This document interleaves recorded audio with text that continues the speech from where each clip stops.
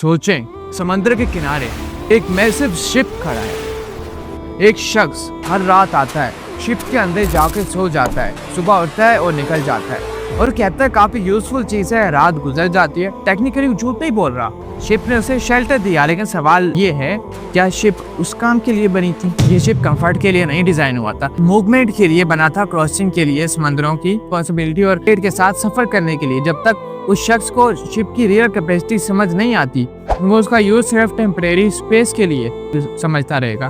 یہ کام ہم نے دین کے ساتھ کیا. ہم نے دین کو اپنی زندگی سے الگ کر کے صرف سکون کا ذریعہ بنا دیا. وظیفے, تسبیح, دعائیں اور نماز بھی تب یاد آتی ہے کہ جب کوئی نیڈ ہو, جب کوئی پرابلم ہو جائے. باقی زندگی پر دین کا کوئی کلیم ہی نہیں. مسئلہ یہ نہیں ہے کہ دین مشکل ہے, مسئلہ یہ ہے کہ دین کو کبھی سمجھا ہی نہیں ہے. سوچیں سب کچھ کر لینے کے بعد بھی صحابہ کیوں ڈرتے رہے؟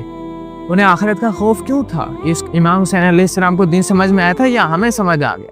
اس دین کو ہم نے سائڈ پر رکھ دیا اور اسی شپ کی طرح کے سائڈ پر کھڑا کر دیا گیا, اس کا اصل مقصد ختم کر دیا گیا. کیا آپ دین کو اس کے اصل ڈیزائن کے مطابق سمجھنا چاہتے ہیں؟